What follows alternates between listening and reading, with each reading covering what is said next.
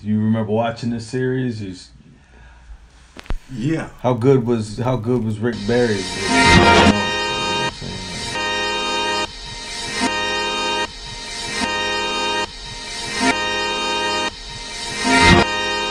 Oh, John.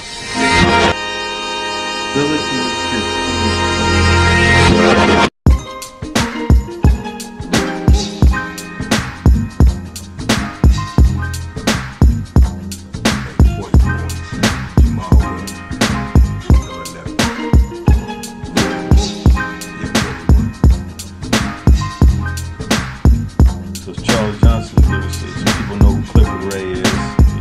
Rick Barry talked about him a lot. People know Jamal Wilson, Laker days. Well, Charles Johnson played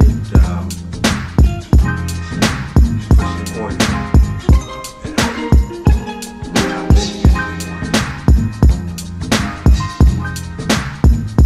once. Brother had Black and white. Yeah. Game one. Oh, well, it's in the books what Yeah. the Warrior win. Nice. What are your thoughts?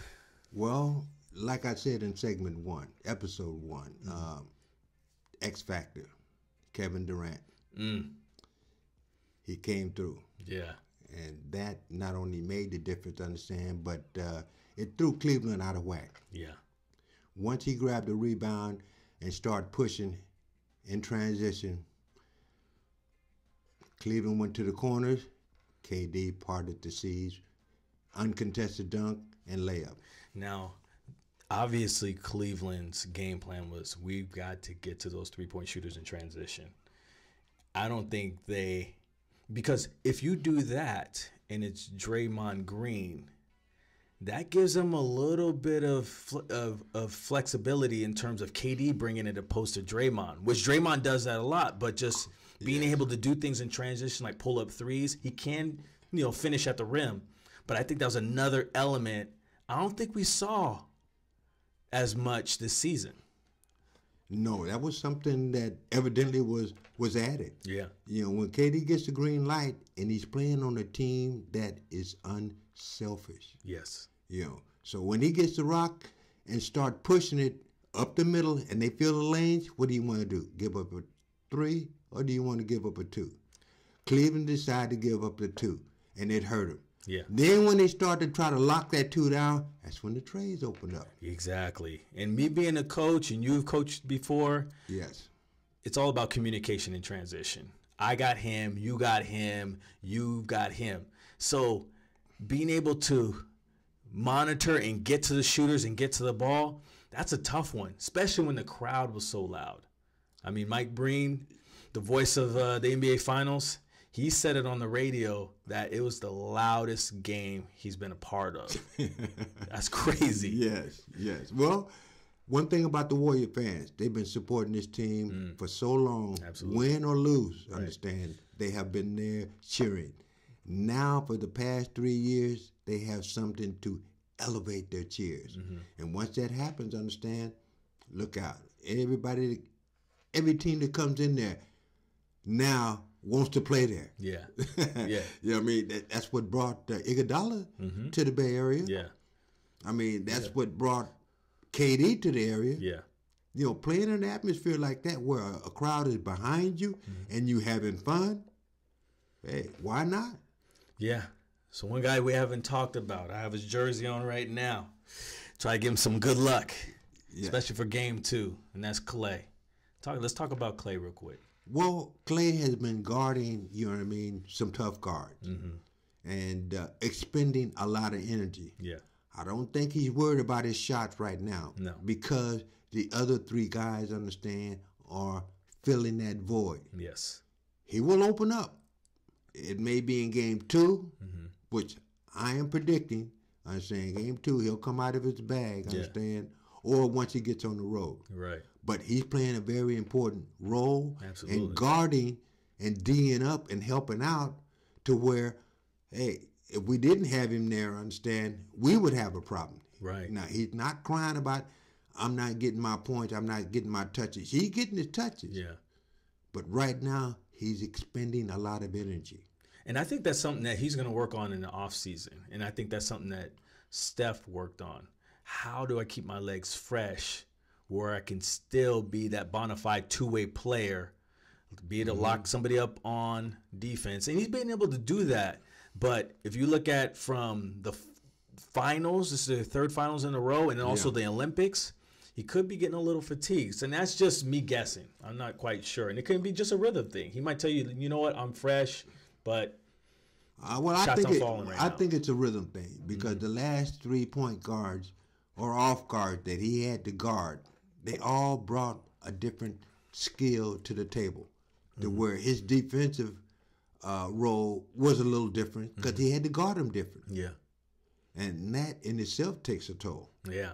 Now, by game 2, 3, and 4, I believe he will adjust to that and become himself again. Do you think they're going to run the risk of saying this months ago? It would be like, are you kidding me? Do you think they give Klay the Black Falcon treatment and just load up on everybody else? No. I don't think they're dumb enough to do that. No, not at all. Not because once he gets the rhythm, understand? We see. Yeah, that would be a wrap. Yeah, he'll drop 35, 40 on you right quick, and won't even play in the fourth quarter. Right. Resting the legs. So I'm thinking he will have one of those type of games. Understand? It's just a matter of time. Yeah. Everyone else is clicking, so don't bitch. Yeah. And he's not the type of player that does that. He hustles. He comes out with a positive look on his face, understand, but eager to get back in there.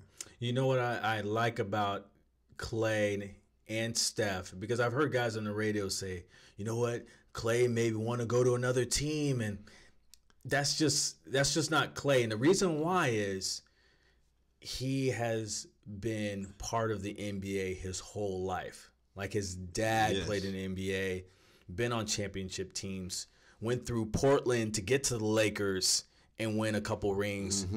It would make no sense. That's why him being groomed for this, saying, you know what, son, you will not get this opportunity ever again. That was the highlight of my career. Well, it's loyalty. And I believe him, Klay Thompson, and also Steph have loyalty to the Warriors. Yeah. And the rest of the team, understand, is going to follow their lead. Yeah. When you're in a good place, understand, you know what I mean? You don't want to try to just get up and think you're better than what you really are. Yeah. You look at past Warriors and see how that worked out. Right. They're a piece of the puzzle. And the only way that puzzle looks good, understand, if all pieces, understand, are in there. Yeah. You could try to make a piece to fit, but, once that puzzle is put together and the glue's there, understand, hey, leave it alone. Yeah. Let it hang for a while. Yeah. Hang it up. Yeah. Put it on the fireplace. Yes. Yes. And I think that's what the Warriors have. They have, right now, a puzzle, understand, that is all put together. Because everyone that's on that team is happy. Right. You don't catch no sad faces, understand, when the camera pans the bench. Everybody is into the game, and when they do get in, boom, that extra hustle is there. You know what I noticed, though? When they were panning the bench and they were flashing on Klay multiple times. I don't know if you caught that. And I was thinking, man, are they trying to, stir something up? Because Klay just has that game face where it looks like on anybody else that he's mad. But it was just Klay's game face, and they just kept going right back to it. They did it 4 or 5 times in a row where they go back to the action and back to Klay. And I was like, what are they doing? They're trying to incite something to say that Klay's not happy? Well, that's the cameraman's fault. Yeah. You know what I mean? And if I'm behind the scenes, I'm letting him know, get the camera off the kid. Yeah. He's all right. You digging right now. You know what I mean? So, yes. Game 2. Well, game 2, I'm looking for Sean Livingston coming off the bench to have a good game. Okay. I'm looking for Ian Clark to come off the bench and have a good game. Okay. JaVale McGee coming off the bench, having a good game. Those are 3 guys. Oh, And by all means, Andre, he played last night. Yeah. He played. He D'd up. He ran. And with his confidence, understand, that second team falls into place, understand, and it can run off 6, 8, 10 points on you right quick before you know what's happening. That's why I think Cleveland's supporting cast, they're not as versatile and they're not as young. Because usually, historically, you would bring guys like that in. But I think the Warriors have identified, but also able to execute on guys' deficiencies. Like Kyle Korver struggles on defense. Kevin Love struggles on the defense. So they can't hide them on certain guys. No, you want to take them right to the hole. Which affects their offense. Right. And if they get tired of guarding you, when they do get a shot, they jacking it up. You know, it ain't coming. The ball does not pass 3 times before it comes to Corbett's hands or Kevin Love's hand. You know, there may be 2 passes, they get it and they jack it up. That's what throws Cleveland off. They do not have the patience, understand, that the Warriors have. Well, that goes to my strategy next game. I think Cleveland's going to slow it down. Slow it down. Slow it down. We're going to muck the game up. We're going to muck it up. I think they're going to muck it up. And I think by them messing it up, they're going to try to limit the Warriors' attempts. And if they do that, you may catch them not shooting well. If they do that and it doesn't work, at least they can say, you know what? We tried something else. Now we can maybe go back to a plan C or back to plan A. When you're trying to change things that quickly, that's when you get blown out again. That could hurt you. Yeah. But I think that's a risk. They have to take a risk somehow, somewhere. One key fact that they made last night, understand, and that is they kept Tristan Thompson off the board. They kept that brother off the free throw line. That's why you saw Kevin Love get 21 boards. And I like that opposed to Kevin getting 35 points, 30 points. Boards are boards. Yeah. But, yeah, keep Tristan off the boards. If it's Kevin Love getting up, you know, a certain amount of shots, but not just having a huge impact, I'm fine with that. But specifically, let LeBron do his thing, let Kyrie do his thing, and as long as they're doing it separately, I'm good. Well, I'll accept that too. Yeah, and keep everyone else at bay. Don't let anybody else. And I think at times they could, like Amon Shumpert. Yeah. They didn't close out. He knocked down a few shots. So I think they have to respect. Well, he may have knocked down one shot. He knocked down a few. He had to step back. He had that one in the corner. So I'm not saying you didn't notice it because they were getting smashed, but that's what I'm saying. Let's keep everybody else deflated. Okay. Exactly. And let Kyrie do his thing. Let LeBron do his thing. And as long as they're not doing it together, they're playing 2 different games. Right? They should be fine.